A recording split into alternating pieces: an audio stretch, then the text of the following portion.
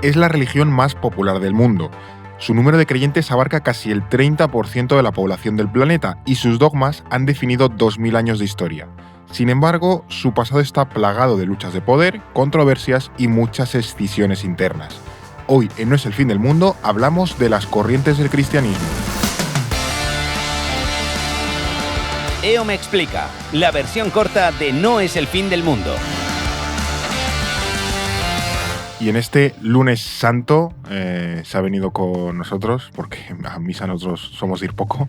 David Gómez, ¿qué tal, David? Bien, esta es nuestra homilía particular, ¿no? Efectivamente, hoy vamos a tener aquí nuestra ración de Semana Santa. Aquí no hablaremos de torrijas, lo cual es una pena. Tampoco de potaje. Tú no eres de potaje, además. Ni de torrijas tampoco. Ni de torrijas tampoco. He de decir que me gusta más incluso el potaje, fíjate. Bueno, bien, pues eso para el viernes. Para el Viernes Santo, un potajito así de garbanzos con su bacalao y demás. Y nada de carne, hombre, que está prohibido. Bueno, David, ya hicimos un capítulo de este estilo con las diferencias entre las principales corrientes del Islam. Estaba el chiismo, sunismo y tal. Sí.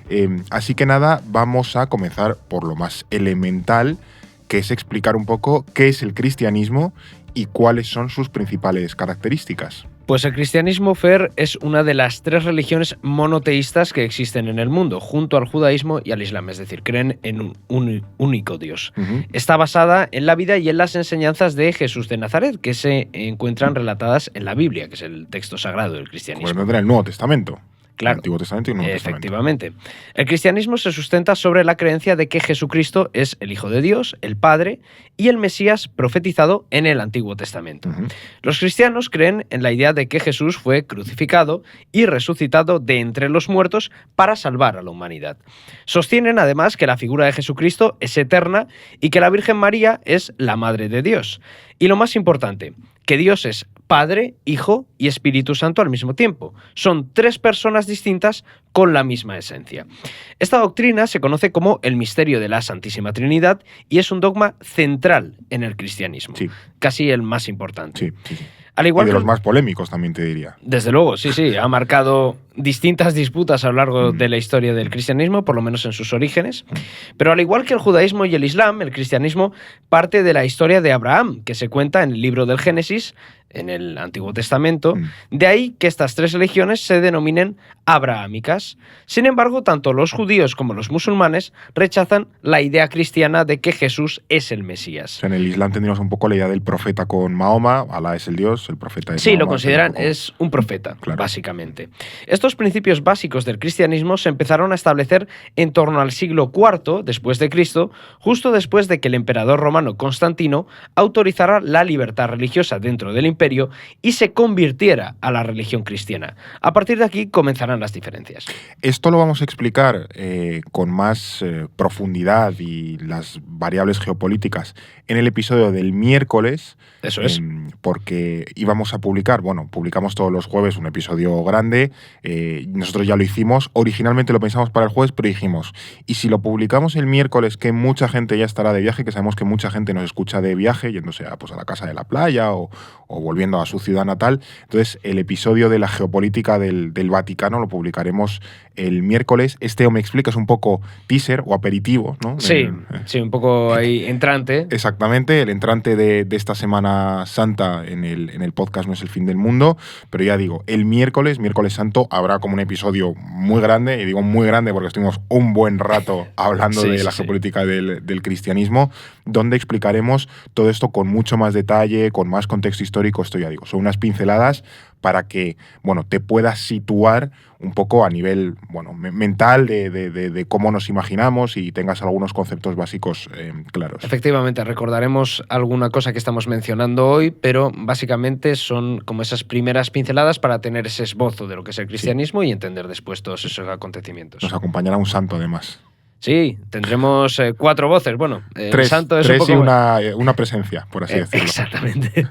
Pero estábamos hablando de esa legalización, por así decirlo, del cristianismo durante el mandato de Constantino, pero es cierto que la historia del cristianismo está plagada de cismas, escisiones, disputas internas. Sí.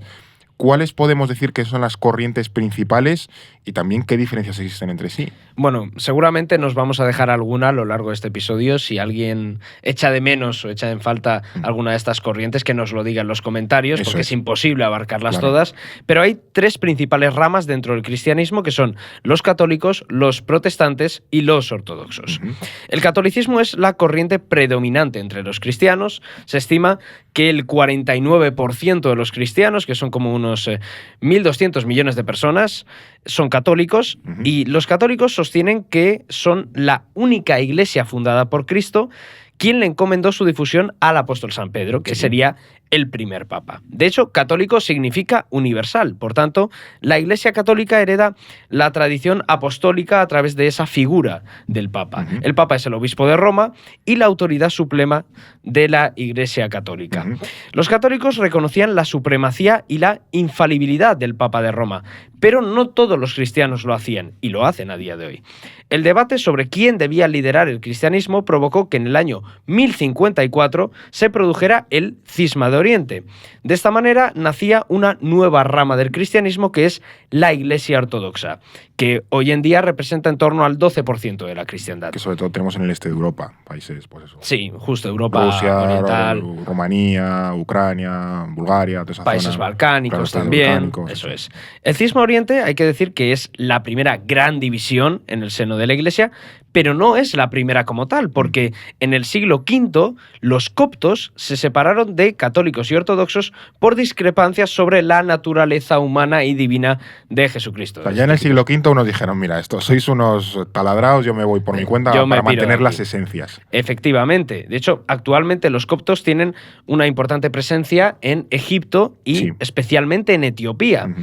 Y a la iglesia copta también se la conoce como iglesia ortodoxa copta, porque ellos consideran que son los verdaderos ortodoxos, Claro, los que son defienden los la primeros tradición. que salieron del barco para Exactamente. defender esa Pero, esencia. ojo, no tienen nada que ver con los ortodoxos que nosotros conocemos. No reconocen al patriarca de Constantinopla, van aparte. Aunque utilicen esa denominación, no tienen O sea, nada que la ver con los iglesia ortodoxos. ortodoxa copta no forma parte del cristianismo ortodoxo. Eso es. Muy bien. O sea, tiene Importante, todo muchísimo sentido. importante esa matización. Sí, sí, sí. Los denominaremos exclusivamente coptos para no confundirlos con los ortodoxos que nosotros conocemos, pero bueno, que Sí. la gente lo sepa. Es cierto que aquí, por ejemplo, en otras corrientes de esas primigenias del cristianismo que se separaron y acabaron, no se sabe muy bien dónde, están los siriacos, Sí. no recuerdo mal, y los Cristiano. armenios, la iglesia También. armenia, que también es Sí, otra sí. de esos que se quedaron ahí descolgados. Que al final el cristianismo lo pensamos como una cosa europea, pero no solo. También eso ha tenido una tradición muy importante en la zona de Oriente Próximo, lo hemos visto en partes de África, o sea que... Completamente. También en el Líbano tienes allá a los maronitas. Sí, en es definitiva, verdad. hay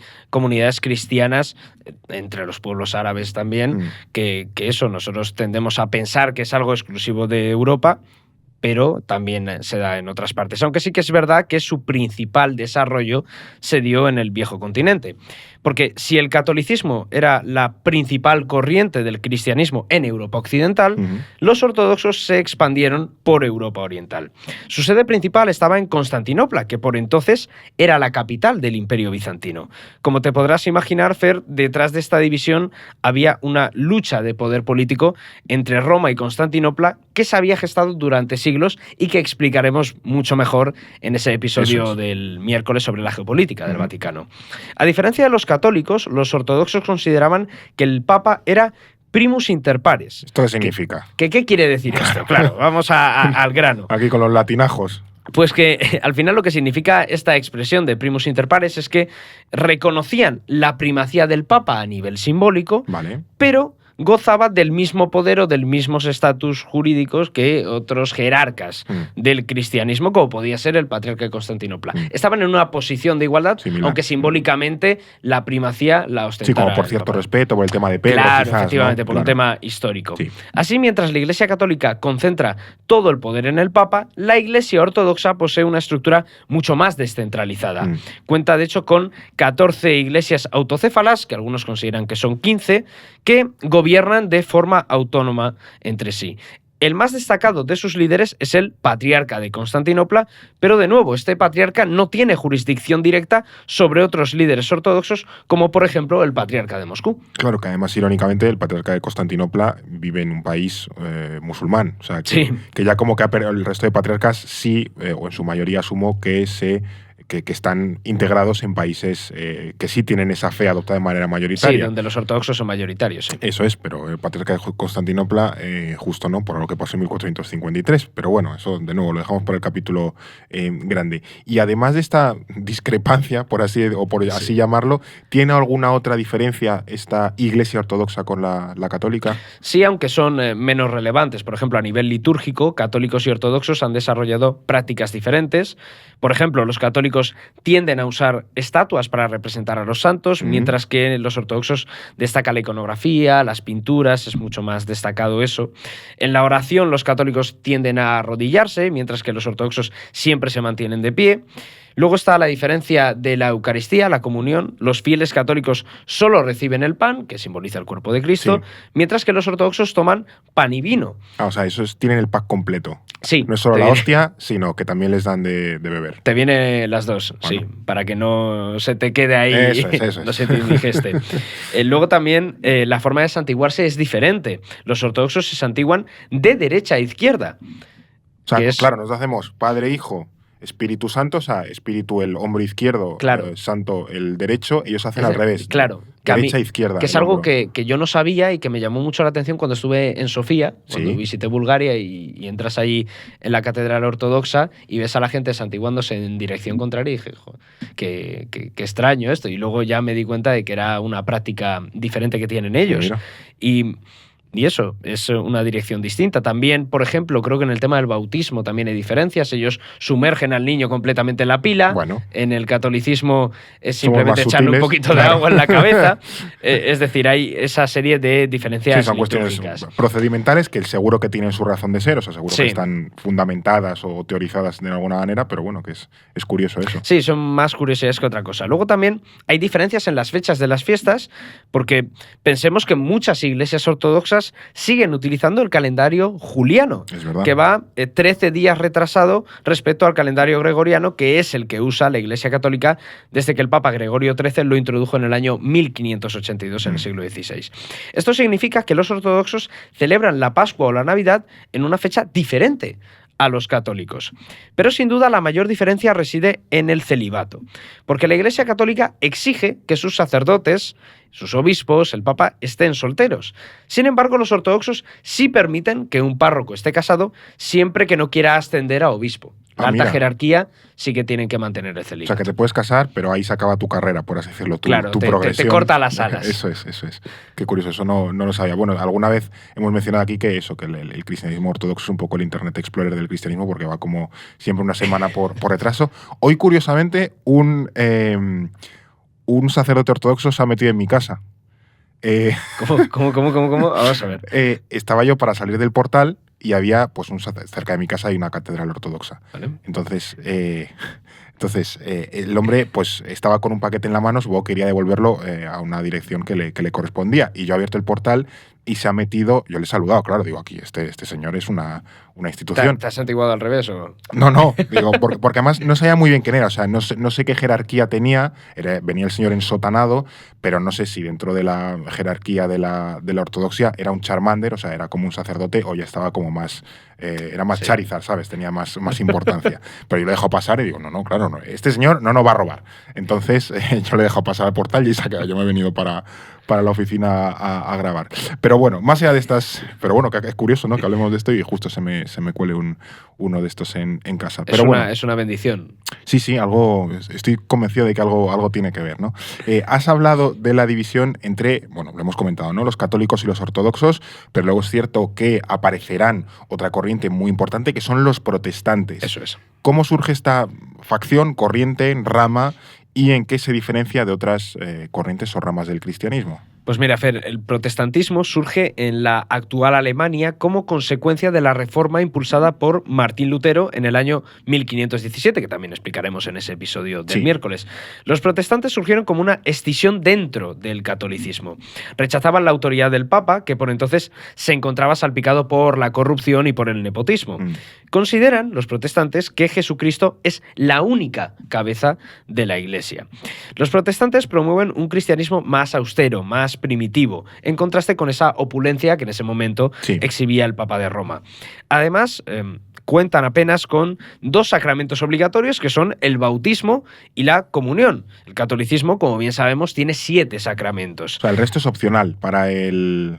como un upgrade que tú te haces dentro del cristianismo. Que te bautizas y haces la comunión. Ellos simplemente tienen 2. No aplican, los demás no los aplican. Ni siquiera aplica. Vale. De hecho, no sé si hay alguna corriente protestante que sí que aplica la confesión, pero ya eso es alguna variación. Sí, pero ya te digo, los básicos, elementales que comparten todos son exclusivamente 2.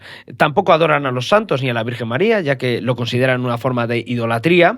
Y lo que es más importante, Fer, piensan que la fuente de conocimiento de Dios es la Biblia. No hace falta ningún cura que te interprete esas sagradas escrituras. De hecho, el sacerdote protestante no tiene ningún privilegio ni derecho adicional respecto a cualquier otro creyente, como tampoco tiene que cumplir con el celibato.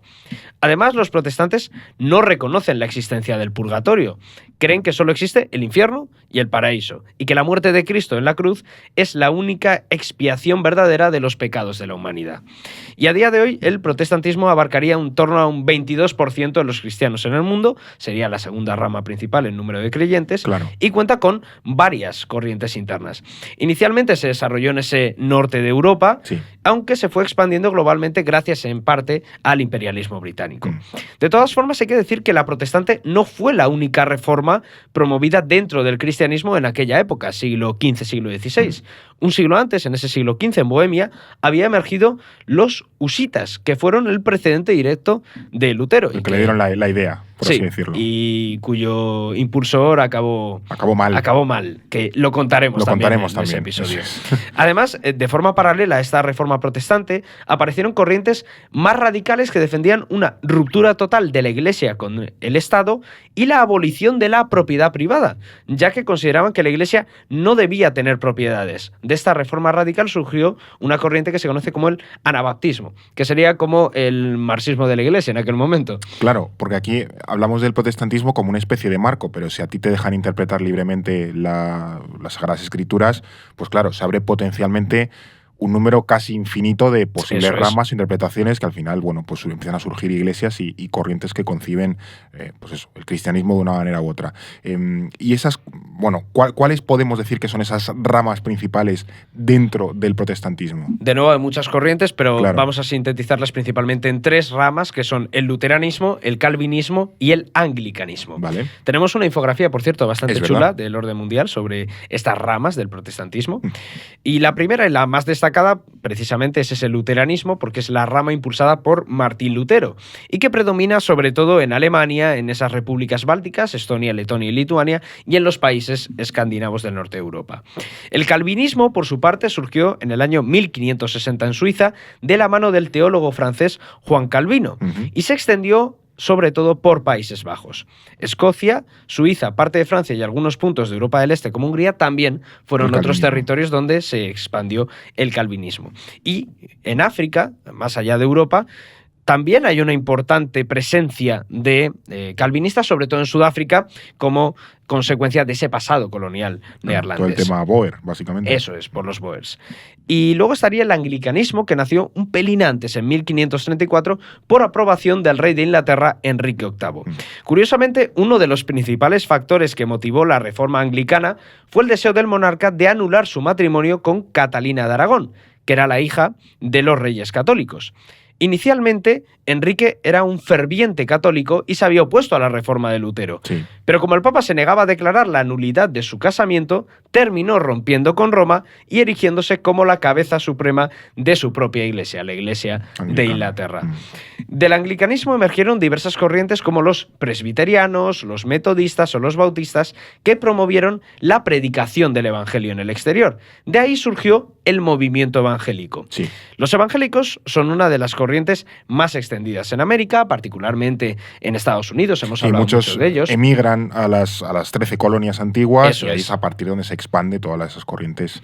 Estados Unidos, tanto ahora como sus orígenes, es un popurrí de corrientes protestantes, claro. Totalmente, y de hecho hemos hablado mucho de los evangélicos, del Sí. peso político que tienen Sí, en sí, esas sí. zonas rurales también como base de apoyo al Partido Republicano y a Donald Trump, y que ahora están ganando peso en América Latina a través de una de sus vertientes más emergentes, que es el pentecostalismo. Bueno, estas son un poco un repaso general a las principales corrientes del cristianismo.